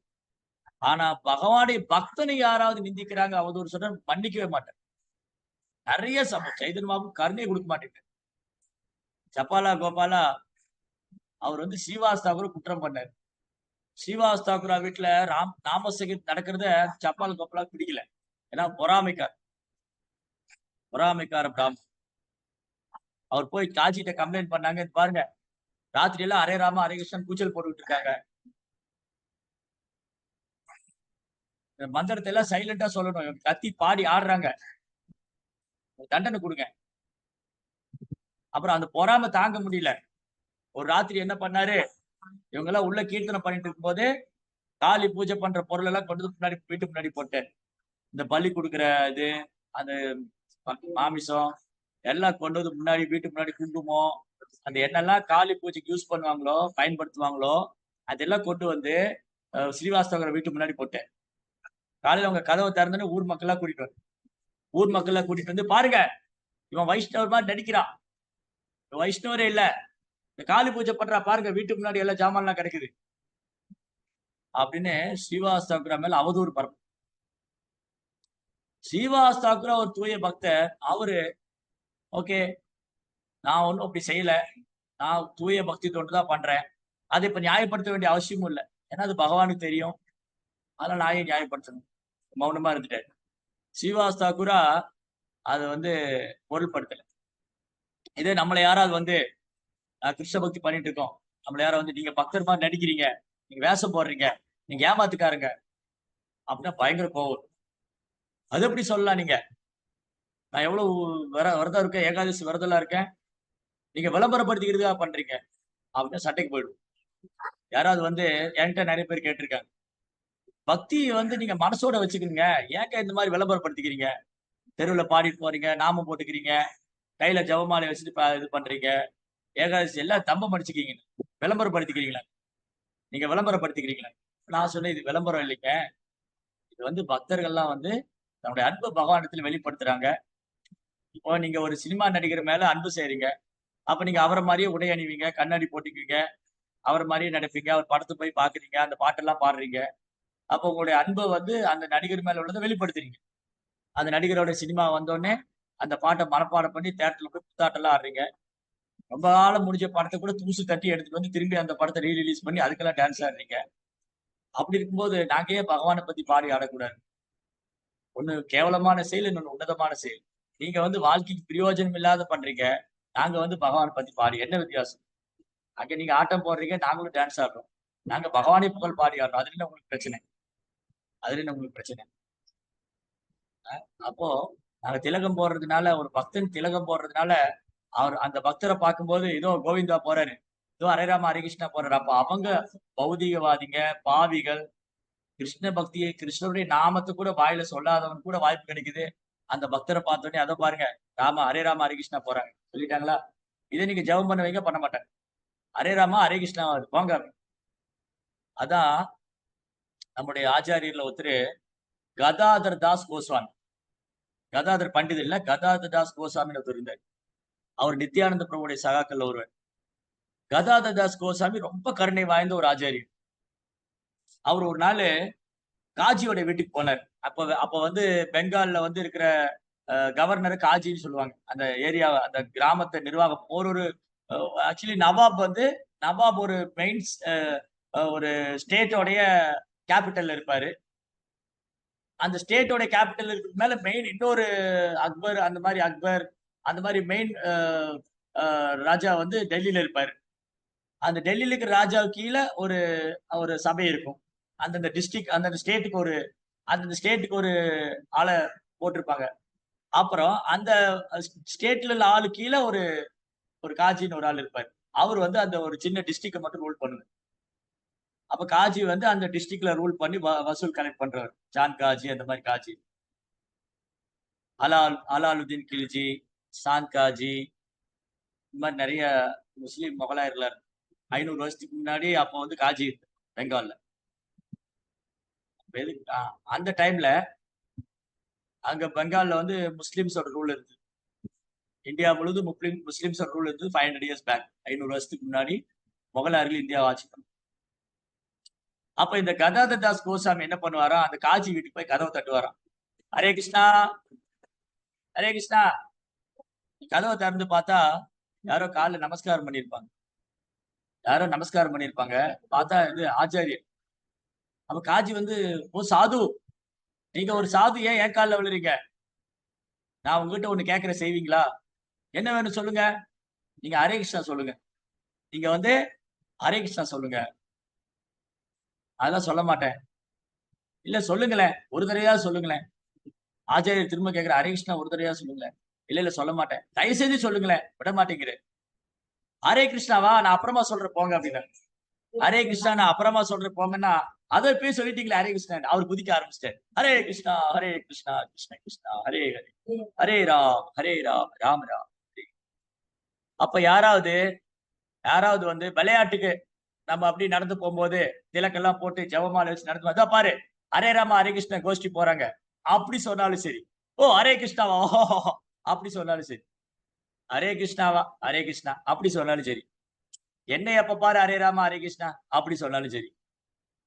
அப்ப விளையாட்டுக்கு சொன்னாலும் அல்ல, அந்த பக்தரை வந்து போறவங்க ஹரே கிருஷ்ணா கோஷ்டி போறாங்கன்னு சொன்னாலும் அந்த ஹரே கிருஷ்ணன் சொல்லிட்டாங்க, அதோடைய பலன் அவனுக்கு கட்டாயம் கிடைக்கும்.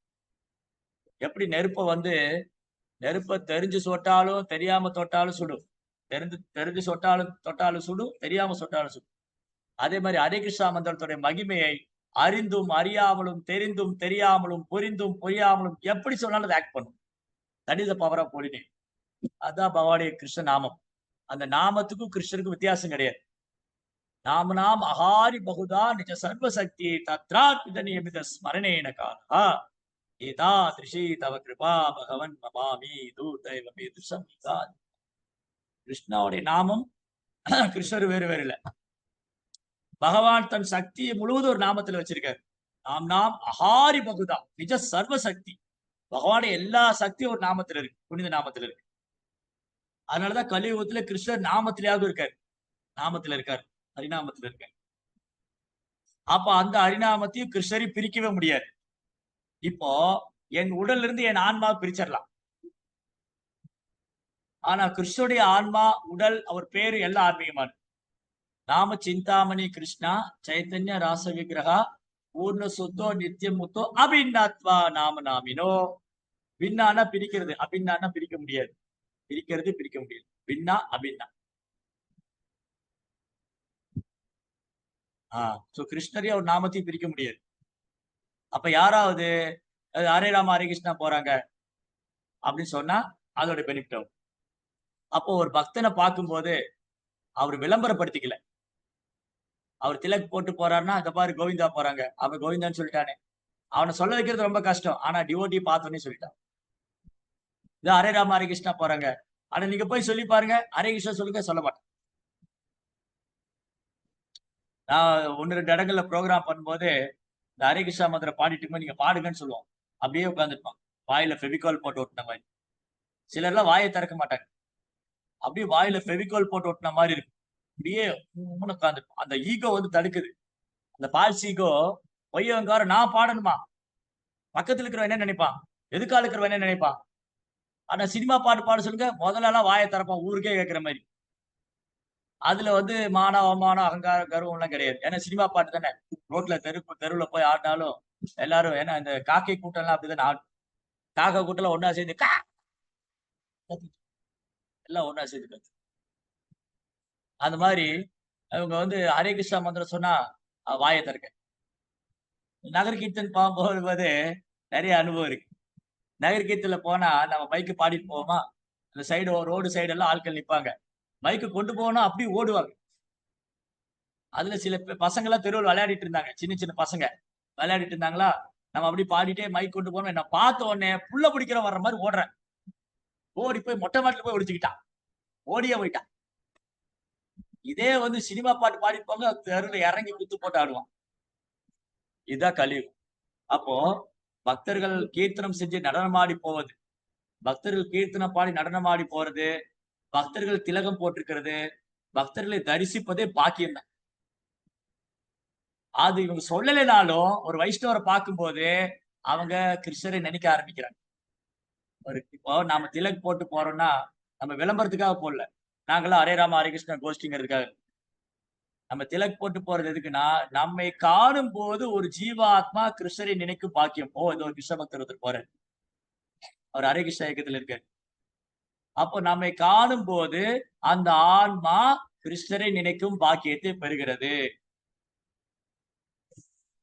அதனால என்னைக்குமே திலக் போடுறதுக்கு கூச்சப்படவே கூடாது. திலக் போடுறதுக்கு பகவானுடைய நாமத்தை நெற்றியில் தரிப்பதற்கு வெக்கப்படவே கூடாது, கூச்சப்படவே கூடாது.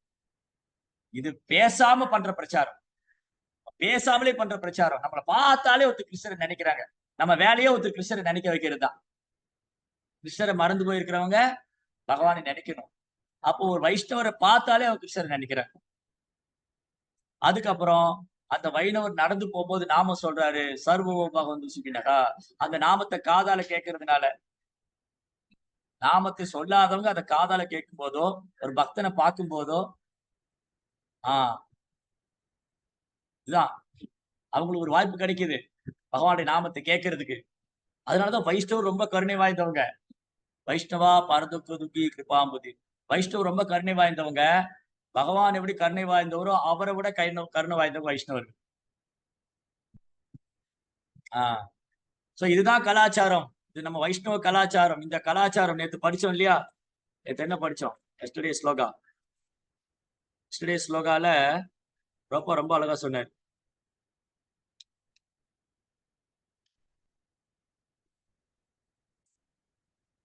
இத்தகைய ஆத்மாக்களுக்கு முக்தி அடைவதற்குரிய ஒரு சந்தர்ப்பத்தை வழங்குவதற்காகவே நிரந்தரமற்ற இந்த ஜட சிருஷ்டி உள்ளது. இந்த பௌதிக உலகத்தை பகவான் படைச்சதே நமக்கெல்லாம் ஒரு வாய்ப்பு கொடுக்கறதுக்காக. அதுக்கப்புறம் பகவான் விஷ்ணுவின் பாதுகாப்பின் கீழ் நற்குணத்தை விருத்தி செய்து கொள்பவர் வைஷ்ணவ கொள்கைகளை பின்பற்றுகிறார். அப்படி ஒருத்தர் வைஷ்ணவ கொள்கையை பின்பற்றும் போது அவர் பகவான்கிட்ட போறாரு. அப்படி ஒருத்தர் வைஷ்ணவ கொள்கையை பின்பற்றவரை மக்கள் பார்க்கும்போது இதுதான் நம் கொள்கை, இதுதான் நம் கலாச்சாரம், இப்படிதான் நாம் வாழ வேண்டும் அப்படிங்கிறத ஒரு கத்துக்கணும். எதை நம்ம இழந்துட்டோமோ, எதை நம்ம தொலைச்சிட்டோமோ அது வந்து புரோபார் நமக்கு சொல்லிக் கொடுத்தார். புரோபார் வெளிநாட்டு போனப்போ அமெரிக்கா போறது முடிவாயிடுச்சு. புரோபார் அமெரிக்கா போறாரு. அப்போ ஒரு மடத்துல இருந்து ஐ திங்க் ராமகிருஷ்ணா மடம். ராமகிருஷ்ணா மடத்துல இருக்கிறவங்க ப்ரோபாட்ட போய் பேசினாங்க, சாமிஜி நீங்க வந்து வெளிநாடு போறதா கேள்விப்பட்டோம், நல்லா கோட் ஷூட் எல்லாம் போட்டு போங்க, அங்க வந்து ரொம்ப ஒரு இந்தியானா ஒரு பிரஸ்டீஜ், இந்தியானா ஒரு கௌரவம் இருக்கணும், நல்ல கோட் ஷூட் எல்லாம் போட்டு அப்படி கம்பீரமா போயிருங்க. ஆனா ப்ரோபா எப்படி போனாரு? தோத்தி குர்த்தால போனாரு, வேஷ்டி உடுத்திருந்தாரு, மேல குர்த்தா போட்டு. ஏன்னா பிரபுபாத் போறது இந்த கலாச்சாரம் சொல்லி கொடுக்குதா, அந்த கலாச்சாரத்துக்கு ஒரு முடிவு கட்டுறதுதான். பிரபுபாதர் வந்து அமெரிக்கா போனதே வைஷ்ணவ கொள்கையை பிரச்சாரம் பண்றதுக்காக, வைஷ்ணவ கலாச்சாரத்தை சொல்லி கொடுக்கறதுக்காக. பிரபுபாதர் காம்ப்ரமைஸ் பண்ணவே இல்லை. அங்க போய் குளிருக்காக கோட்டு போட்டுக்கிட்டாரு. அப்படின்னா என்ன அர்த்தம்? அமெரிக்கால குளிருக்கு ஒருத்தன் கோட்டு போடுறான், இந்தியால 110 டிகிரி வெயில் கொளுத்துது, குழந்தைகளுக்கு கோட்டு போட்டு ஸ்கூலுக்கு அனுப்புறாங்க. இந்த மாதிரி முட்டாள் யாரா இருக்கு? எல்லா சிட்டிலும் இப்ப வெயில் கொளுத்துது. எந்த எந்த நகரத்துல இப்ப வெயில் இல்ல சொல்லுங்க? எல்லா நகரத்திலும் வெயில். அந்த வெயில்ல கால்ல ஷூ போட்டு, அது சாக்ஸ் போட்டு, ஷூ போட்டு, மேல கோட்டு போட்டு, ட்ரெஸ் யூனிஃபார்ம் போட்டு, அதுக்கு மேல கோட்டு போட்டு, அதுக்கு மேல 1 கிலோ பைய தூக்கி வச்சு கழுத மாதிரி ஸ்கூலுக்கு அனுப்புறாங்க. இது முட்டாள்தனம். இந்த கல்ச்சர், இந்த கல்ச்சரை ஒழிக்கிறதா நம்ம வேலையே. அவன் குளிருக்கு கோட் ஷூட் போட்டிருக்கான், இவன் பந்தா கோட் ஷூட் போடுறான். இன்னைக்கு கோட் ஷூட் போட்டா கோட் ஷூட் ஒரு பெரிய மனுஷன் பாவரு, கோட் ஷூட் போட்ட விலங்கு அவ்வளவுதான். வெளியில கோட் ஷூட், உள்ளுக்குள்ள ஆடு மாடு கோழி கழுத. இங்க சொன்னார் இல்லையா பிரபுபாதா, பிரபுபாதா அழகா சொன்னாரு பொன்முறையில. என்ன சொன்னாரு? யார் ஒருத்தரு 41 42ல பகவானை பற்றிய என்ன சொன்னாரு, ரொம்ப அழகா சொன்னாரு. டிரான்ஸ்லேஷன்ல இருக்கு. டிரான்ஸ்லேஷன்ல பிரம்மா சொல்றாரு நாரதட்ட, என்ன சொல்றாரு? பகவானுடைய தொண்டில் தூய சரணாகதி அடைவதன் மூலம் முழுமுதற் கடவுளான பரமபுருஷரின் விசேஷ அனுகிரகத்தை பெறுபவரால் கடக்க முடியாத அந்த அஞ்ஞான கடல், அந்த ஞானம் கடக்க முடியாத அந்த ஞானம், யாராலும் பகவானை உணர முடியாது, அந்த ஞான கடலை கடந்து பகவானை புரிந்து கொள்ள முடியும். அல்லது இது 2 பொருள் இருக்கு. அஞ்ஞானம்னா அறியாமை, அறியாமை கடந்து பகவானை புரிஞ்சுக்க முடியும். இல்ல யாராலும் புரிந்து கொள்ள முடியாத பகவானுடைய ஞானத்தை வந்து பக்தர்களால புரிஞ்சுக்க முடியும். ஆனால் இறுதியில் நாய்களாலும் குள்ளநெறிகளாலும் புசிக்கப்படும் இந்த உடலில் பற்றி கொண்டிருப்பவர்கள் அதை செய்ய முடியாது. அப்ப என்ன அர்த்தம்? கோட் ஷூட் போட்ட நாய் குள்ளநெறி, நாய்கள் குள்ளநெறிகள் பூனைங்க. காரணம் என்னது? பகவானை பத்தி கேட்கறதுல இவங்களுக்கு ஆர்வம் கிடையாது, பகவானை பத்தி தெரிஞ்சுக்க ஆர்வம் கிடையாது, பகவானை பத்தி பேச ஆர்வம் கிடையாது. இதுதான் கலியுகத்தோடைய சிம்டம். இது எப்போ 2 நாளைக்கு முன்னாடி படிச்சோம். கலியுகத்தோடைய அடையாளம் என்னது? உயர்ந்த வகுப்பினர்கிட்ட கூட பகவானை பற்றி பேசுறது இருக்காது. உயர்ந்த வகுப்புனா பிறப்பாளர் எனக்கு படிச்சோம்.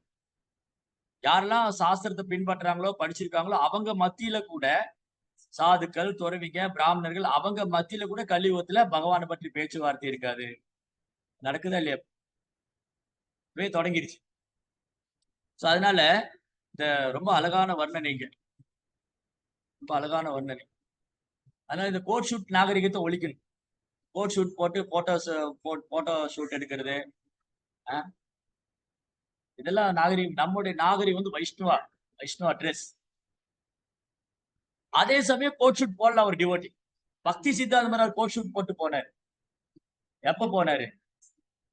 பிரச்சாரத்துக்காக. நிர்பந்தே கிருஷ்ண சம்பந்தே யுக்த வைராகியம் உச்சதே. இந்த கோட் ஷூட் கலாச்சாரம் போட்டு காலரை தூக்கி விட்டு அகங்காரத்துல இருக்காங்களே அவங்க மத்தியில பேச போகும்போது பக்தி சித்தாந்தம் கோட் ஷூட் போட்டு கார்ல போனார். ஏன்னா அவங்க எல்லாம் அந்த மாதிரி இருந்தாதான் வரவேற்பாங்க, சாதுக்களை வரவேற்க மாட்டாங்க. சாது வந்து இங்கிலீஷ் பேசுறாரு, சாது படிச்சிருக்காரு அப்படின்னா மரியாதை. அவர் பக்தியை பத்தி சொல்ல கொடுக்கிறாரு, அதை பத்தி அவருக்கு கவலை இல்லை. அப்ப பேரளவான நாகரிகம், பேரளவான மேற்கத்திய நாகரிகம் கலாச்சாரம் இன்னைக்கு மக்கள் மத்தியில இப்படி ஒரு தாக்கத்தை ஏற்படுத்தி, அப்படி ஒரு ஆழமான தாக்கம். அவன் வந்து இந்த நாட்டை விட்டே போயாச்சு. இந்தியாவுக்கு சுதந்திரம் கொடுத்து வெள்ளைக்கார நாட்டை விட்டு போயிட்டான். இன்னும் அந்த தாக்கம் தீரல. நாளுக்கு நாள் அதிகரிச்சுக்கிட்டு தான் இருக்கு, நாளுக்கு நாள் அதிகரிக்கும். அதனால அந்த கலாச்சாரம் இருக்கு இல்லையா, பிரபுபார் அதுக்கு முற்றுப்புள்ளி வைக்கதான் போனார். அங்க போய் பிரபுபார் வந்து தன்னுடைய அன்பு, தன்னுடைய கருணையினால பிரச்சாரம் பண்ணி அங்க இருக்கிறவங்க அந்த கலாச்சாரத்துக்கு திலக போட்டாங்க. தலையை ஷேவ் பண்ணி திலக போட்டு மாதாஜில புடவை கட்டி, அமெரிக்கால குளிர்ல மாதாஜி புடவை கட்டி இருந்தாங்க, பசங்க பிரபுஸ் வந்து திலக போட்டு தோத்தி கொடுத்தாங்க. அதுக்கு மேல குளிர்க்காக ஒரு கோட்டு போட்டு பிரபுபார் வந்து சக்சஸ் பண்ணார். அதனால எந்த இடத்துலயும் நம்ம காம்ப்ரமைஸ் பண்ணவே கூடாது. நம்முடைய கலாச்சாரத்தை நம்ம எங்கேயுமே விட்டு கொடுக்க கூடாது. அது ஸ்கூலு, காலேஜ், ஆபீஸ் எங்கனாலும் சரி. இது என்னுடைய கல்ச்சர். ஒரு இஸ்லாத்துல இருக்கிறவங்களோ, ஒரு கிறிஸ்தவத்துல இருக்கிறவங்க கலாச்சாரத்தை விட்டு கொடுக்குறாங்களா? கிறிஸ்தவத்துல கலாச்சாரமே கிடையாது.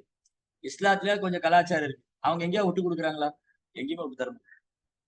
ஆனா நம்ம எல்லாத்தையும் சாக்ரிஃபைஸ் பண்ணுவோம். எல்லாத்தையும் தியாகம் பண்ணுவோம். ஏன்னா நமக்கே அதுல உறுதி இல்ல. நமக்கே அதுல வந்து இஷ்டம் இல்ல. நம்மளே அதை தீவிரமா எடுத்துக்கல. அதுக்கப்புறம் நம்ம கிட்ட கருணை இல்ல.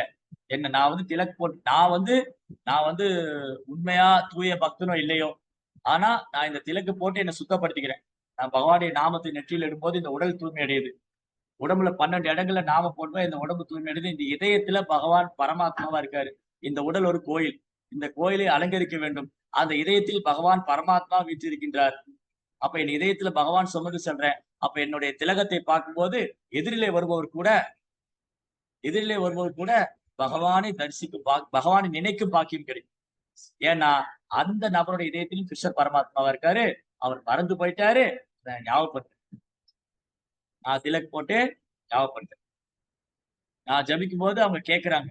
நான் பேசும்போது கேட்கிறாங்க. அப்ப வைஷ்ணவர்னா கருணை உள்ளவரா இருக்கு. மற்றவங்க மேல ரொம்ப இரக்கம் உள்ளவரா இருக்கணும். நம்ம நடந்து போகும்போது, பேசும்போது, பார்க்கும்போது அவங்க எல்லாம் கிருஷ்ணரை தூண்டர். ஒரு கிரகஸ்தர் வீட்டுக்கு வந்தா அவங்களுக்கு கிருஷ்ண உணர்வு தூண்டப்படும். இப்போ நாம ஒருத்தர் வீட்டுக்கு போறோம். அங்க போய் பாருங்களேன். அவர் வந்து ஒரு ஏதாவது சினிமா நடிகருடைய ஃபேனா இருப்பாரு, இல்லாட்டி கிரிக்கெட் வீரருடைய ஃபேனா இருக்கும். வீடு பூரா அவங்க போட்டோ இருக்கு. அந்த ஹீரோவுடைய போட்டோ, அந்த ஹீரோயினுடைய போட்டோ எங்க திரும்பினாலும் இருக்கு. அப்ப என்ன ஆகுது? அங்க போகும்போது அவங்களுடைய உணர்வு என்ன, அவங்களுடைய செயல் என்ன, அவங்க எதை ரொம்ப விரும்புறாங்கிறத அந்த வீட்டுக்கு போனா தெரியுது. ஒருத்தர் வீட்டுக்கு போனா அந்த வீட்டுல இருக்கக்கூடிய நபர்கள் யார விரும்புறாங்க, என்ன செயல் பண்றாங்க, அவங்களுடைய நினைவு என்னவா இருக்கு எல்லாம் தெரிஞ்சு. அதே மாதிரிதான் ஒரு கிருஷ்ண பக்தர் வீட்டுக்கு வந்தா எல்லாம் கிருஷ்ணமயமா இருக்கு. எங்க பார்த்தாலும் பகவானுடைய அழகழகான போட்டோக்கள், அப்புறம் மேஜையில வந்து பகவானை பற்றிய புஸ்தகங்கள், அப்புறம் கீர்த்தனம் மைல்டா ஓடிட்டு இருக்கணும். அப்ப அந்த வீட்டுக்கு வந்து அவங்க ஏதோ ஒரு ஆத்மீக லோகத்துக்கு வந்த மாதிரி ஒரு ஃபீலிங். அப்போ நம்மளுடைய வீட்டுக்கு வரக்கூடியவங்களுக்கு கிருஷ்ண உணர்வு ஏற்படணும். ஏதோ ஒரு வகையில அவங்க நம்மளை பார்க்கும் போதோ, நம்ம வீட்டுக்கு வந்தாலோ, நம்மகிட்ட பேசினாலோ, பழகுனாலோ, நாம் கொடுத்த மகா பிரசாதத்தை உட்கொள்வதாலும் அவங்க இதயத்துல கிருஷ்ண உணர்வு படிப்படியா வெளிப்படையும். பிரச்சாரங்கிறது பேசி மட்டும் தான் பண்றது பிரச்சாரம் இல்ல. பேசி மட்டும் பிரச்சாரம் பண்ணி ஒருத்தர் பக்தராக்கிட முடியாது. பேசி மட்டும் பிரச்சாரம் செஞ்சு ஒருத்தர் பக்தராக்கிட முடியாது. நம் செயல்கள் தான் அவர்களை தூண்டுது. இவர் எவ்வளவு அழகா இந்த காலத்துல இப்படி அழகா பக்தி பண்றாங்க பாருங்க. வீடெல்லாம் எவ்வளவு அழகா வச்சிருக்காங்க, எவ்வளவு சுத்தமா வச்சிருக்காங்க. எங்க பார்த்தாலும் கிருஷ்ண பகவானா இருக்காங்க. அங்க கீர்த்தனம் பாடுறாங்க, பிரசாதம் சாப்பிடுறாங்க. ஏதோ கோயிலுக்கு போன மாதிரி இருந்தது. ஏதோ வேற ஆன்மீக லோகத்துக்கு போன மாதிரி. அங்க வரக்கூடியவங்களுக்கு கிருஷ்ணர் மேல உணர்வு, இந்த கிருஷ்ண உணர்வு வெளிப்படையும். நம்ம வீட்டுக்கு ஒருத்தர் வந்தா, நம்ம ஒருத்தர் பார்த்தாலோ, நம்ம வீட்டுக்கு ஒருத்தர் வந்தாலோ, நம்ம கிட்ட பேசினாலோ, நம்ம கையால வாங்கி சாப்பிட்டாலோ, நம்ம கொடுக்குற தண்ணியை குடிச்சாலோ அவங்களுக்குள்ள கிருஷ்ண உணர்வு வெளிப்படையும். அவங்க கிருஷ்ணரை நினைக்கணும். அவங்க கிருஷ்ணரோடு சம்மந்தப்படணும். அதனாலதான் ஒரு வைஷ்ணவ ரொம்ப கருணை வாய்ந்தவர். அவருடைய பேச்சு, செயல், நடத்தை எல்லாம் கிருஷ்ணரை பற்றியதான். அதனால இதுக்கெல்லாம் எதுக்குமே வெக்கப்படக்கூடாது. நான் ரோட்ல சாண்டிங் பண்ணிட்டு போனா என்ன கேலி பண்ணுவாங்க. நான் திலக் போட்டு போனா ஸ்கூல்ல கேலி பண்ணுவாங்க. நான் திலக் போட்டு போனா காலேஜ் எவ்வளவு நாள் கேலி பண்ணுவாங்க? ஒரு நாள் 2 நாள் பண்ணுவாங்க. அப்புறம் டயர்ட் ஆயிரும். அப்புறம் வேற ஏதாவது டாபிக் கிடைச்சிடும். வேற ஏதாவது வந்துருவாங்க. அவங்ககிட்ட போயிடுவாங்க. அதனால எதுக்காகவும் யாருக்காகவும் நம்முடைய வைஷ்ணவ கலாச்சாரத்தை தியாகம் செய்யவோ இல்ல கைவிடவோ அவசியம் இல்லை. தேவை. ரொம்ப அழகான வர்ணனைங்க. அதனால ஃபர்ஸ்ட் ஆஃப் ஆல் முதல்ல ஆனந்த தேவன் பகவானுடைய அவதாரம். அவர் வந்து 1000 இதழ்கள் இருந்தாலும் அவர் பகவானுடைய லீலையை சொல்லி முடிக்க முடியலன்னா பகவானுடைய சக்தி எல்லையற்றது, அச்சிந்திய சக்தி. பலராமர் ஆகட்டும் அல்லது வந்து ஆதிசேஷன் ஆகட்டும், அனந்தன் ஆகட்டும், இவங்க பகவான் இருந்து வந்தாலும் பகவானுக்கு சேவை பண்ணக்கூடிய பகவானா இருக்கிறதுனால அவங்க பகவானுடைய நாம ரூப குணாசிகளை பாடுவதில் பரவசம் அடையும். பகவானை புகழ்ந்து பாடி பரவசம் அடைகிறாங்க. அது மட்டுமல்ல, நம்மை போல ஜீவாத்மா தெரிந்து கொள்ளட்டும். அனந்தனாலே சொல்லி முடிக்க முடியலையே, ஆதிசேஷனாலே சொல்லி முடிக்க முடியலையே. அப்படி இருக்கும்போது இங்க பிரம்மா சொல்றாரு, அவரால் எப்படி முடிக்க முடியும்? அப்ப பிரம்மா முடிக்க முடியாதுன்னு சொல்லிட்டா அப்புறம் சாதாரண தேவர்களை பத்தி சொல்ல என்ன இருக்கு? சாதாரண தேவர்களும் சொல்லி முடிக்கணும், அப்புறம் சாதாரண மனிதனை பத்தி சொல்ல என்ன இருக்கு? பாருங்க, நானோ அல்லது உனக்கு முன் பிறந்த முனிவர்களோ சுரகணா மகரிஷி நமே விது சுரகணா பிரபவம் ந மகர்ஷியக அகம் ஆதிர்கி தேவானா மகர்ஷி நாம் சர்வசம். கிருஷ்ணர் என்ன சொல்றாரு? அர்ஜுனா, எனது வைபவங்களை மாபெரும் தேவர்களோ மகா ரிஷிகளோ அறிய மாட்டார்கள். அதேதான் இங்க பிரம்மாவும் சொல்றாரு. நானோ அல்லது மகாரிஷி பிருகு, அகஸ்தியர், புலஸ்தியர், விஸ்வாமித்திரர், வசிஷ்டர், வால்மீகி 1000 மகாரிஷிகள் இருக்காங்க. சோ 1000 மகாரிஷிகள் பிரம்மரை போன்ற பெரும் தேவர்கள். சோ பிரம்மாவை போன்ற பெரும் தேவர்களும் மகா ரிஷிகளும் ஏன் பல்வேறு தேவர்களும் கூட சர்வ வல்லமை படைத்த முழுமுதற் கடவுளை முழுமையாக அறிந்திருக்கவில்லை. எனவே நமக்கு பின் பிறந்த மற்றவர்களால் அவரை பற்றி என்ன தெரிஞ்சுக்க முடியும்? என்னாலேயே புரிஞ்சுக்க முடியல, மகாதேவரால புரிஞ்சுக்க முடியல, மற்றவங்க நமக்கே புரிஞ்சுக்க முடியாதப்போ அப்ப இந்திரா, சந்திரா, வருணா அவங்களை பத்தி சொல்ல என்ன இருக்கு? அப்ப தேவர்களை பத்தி சொல்லும் போது சாதாரண அற்ப ஜீவராசி மனிதனை பத்தி சொல்ல மனிதர்களை அடுத்தது பகவானின் முதல் அவதாரமான ஆதிசேஷனுக்கு 1000 முகங்கள் உள்ளன. பகவானின் குணங்களை இத்தகைய முகங்களுடன் சேஷன் விவரித்துக் கொண்டிருந்தாலும் அந்த குணங்களை பற்றி அறிவின் எல்லையை அவராலே அடைய முடியும். யாராலும் ஆழம் காண முடியாது பகவான். அது பகவானே அவதாரமானாலும் பகவானால் சக்தியளிக்கப்பட்டவரானாலும் அவரால் கூட ஆழம் காண முடியாது. அத்தகைய சக்தி, அதான் அச்சிந்திய சக்தி, இன்கன்சிபபிள் பொட்டன்சி. அவனுடைய சக்தி எல்லையற்றது. பராச சக்தி விவிதைவ சூயதே, அவருடைய சக்தி எல்லையற்றது. அடுத்தது என்ன சொல்றாங்க? ஆனால் சரி, ஓகே, இப்படி எல்லாம் இருக்கு. பகவான பிரம்மதேவரால புரிஞ்சுக்க முடியாது, பகவான ஆதிசேஷனாலே சொல்லி முடிக்க முடியல, பகவானுடைய நாம ரூப குணாதிசயங்களை அவருடைய வைபவங்களை ஆதிசேஷனால சொல்லி முடிக்க முடியல, பிரம்மனால புரிஞ்சுக்க முடியல, மகா பிருகு போன்ற மகா ரிஷிகளால புரிஞ்சுக்க முடியல. அப்படி ஆனாலும் பகவானுடைய தொண்டில் தூய சரணாகதி அடைவதன் மூலமாக யார் ஒருத்தர் பகவானுடைய தாமரை திருப்பாதத்துல சரணடைஞ்சு தூய பக்தி தொண்டு செய்யறாங்களோ முழுமுதற் கடவுளான பரமபுருஷன் விசேஷ அனுகிரகத்தை பெறுபவரால், பகவானுடைய விசேஷமான அனுகிரகத்தை பெறுபவரால் கடக்க முடியாத அஞ்ஞான கடலை, யாராலும் கடக்க முடியாத அஞ்ஞான கடல், அறியாமை அல்லது உன்னத ஞானத்தை எப்படி புரிஞ்சுக்க முடியும்? பகவானா புரிந்து. அது யாரு? பகவானுடைய கருணையால தான். பகவானுடைய கருணை இருந்தாதான் பகவானை புரிஞ்சுக்க முடியும். அப்ப பகவானே தன்னை பத்தி வெளிக்காட்டினாதான் புரிஞ்சுக்க முடியும். அதனாலதான் சர்வ போம பட்டாச்சாரியா மிக பெரும் மாயாவாதியா இருந்தாலும் பெரும் பண்டிதன், 4 வேதங்களையும் கரைத்து குடித்தவர், பெரும் சன்னியாசிகள், பெரும் உயர்ந்த குலத்தில் பிறந்த பிராமணர்கள் பல்வேறு மாகாணங்கள்ல இருந்து சர்வ போம பட்டாச்சாரியிட்ட சாஸ்திரம் படிக்க வருவாங்க. ஆனா அந்த பட்டாச்சாரியருக்கு தனது வீட்டில் இருந்த சைதன்ய மகாபிரபு முழு முதற் கடவுள் தெரியல. சாஸ்திரத்தை அலசி ஆராய்ச்சிட்டாரு. வெறும் சன்னியாசிகளுக்கு பிரம்மசூத்திரம், வேதாந்த சூத்திரம் உபதேசிக்கிறாரு. 4 வேதங்களை பற்றி பிரச்சாரம் பண்றாரு, உபன்யாசம் பண்றாரு. ஆனா தனது வீட்டில் இருந்த முழு முதற் கடவுள் சைதன்ய மகாபிரபு புரிஞ்சுக்க முடியல. தென் மகாபிரபு வெளி காமிச்சதுக்கு அப்புறம் தான் புரிஞ்சுக்க முடியும். சைதன்ய மகாபிரபு காமிச்சாரு நான் முழு முதற் கடவுள். அப்பதான் பட்டாச்சாரி புரிய வந்தது, ஆஹா, அந்த பரம புருஷோத்தமனான முழுமுதற்கடவுள் என் வீட்டிலே வந்து இருக்காரு, நான் என்ன பாக்கி பண்ணிது. அதுக்கப்புறம் தான் பாடினார். எவ்வளவு மாயாவாதம் பேசினவரு சைதன்ய மகாபிரபு முழுமுதற் கடவுள் தெரிஞ்சதுக்கு அப்புறம் பூரி தெருக்கள் பூரா எழுதி போட்டார். வைராகிய வித்யா நிஜ பக்தி யோகா சிக்ஷா ஷமேகம் புருஷம் புராண ஸ்ரீ கிருஷ்ண சைத்தன்ய சரீரதாரி கிருபாம்புதிர்ய தமகம் பிரபத்யே. யாரு இவர் சைதன்யரு? ஸ்ரீகிருஷ்ண சைத்தன்ய சரீரதாரி. சைத்தன்யமா அப்படி சரீரத்தை உடலை யார் எடுத்துட்டு இருக்கா? புருஷம் புராண, அந்த பரம புராண புருஷன் கிருஷ்ணர் ஜெகநாதர். வைராகிய வித்யா நிஜ பக்தி யோகா, பக்தி தொண்டு, தூய பக்தி தொண்டு, கிருஷ்ண பிரேமம். அதுல வைராகியம், உறுதி, தூய பக்தியும் வைராகியத்தையும் கொடுக்கறதுக்காக வைராகிய வித்யா நிஜ பக்தி சிக்ஷா ஆத்மேகம். சிக்ஷா மீன்ஸ் கைட். சிக்ஷாஷ்டகம்னா வழிநடத்தக்கூடிய 8 பாடல்கள். நாம் எவ்வாறு பகவானை அடைவது, நாம் எந்த மாதிரி பகவான் மேல அன்பு செய்யறது சீக்ஷா. அதான் சீக்ஷா பண்றது சீக்ஷா குரு, வழி நடத்தக்கூடிய. அப்ப எதை சைதன்யமா வழி நடத்துறாரு? வைராகிய பக்தி, தூய பக்தி. கிருஷ்ணர் மேல எப்படி வைராக்கியமா இருக்கணும், எப்படி நான் இந்த உடலெல்லாம் ஆத்மான்னு வைராகியமா இருந்து பகவானுக்கு பக்தி கொண்டு போறணும். கிருஷ்ணர் மேல எப்படி தூய கலங்கமில்லா பக்தி செய்யறது.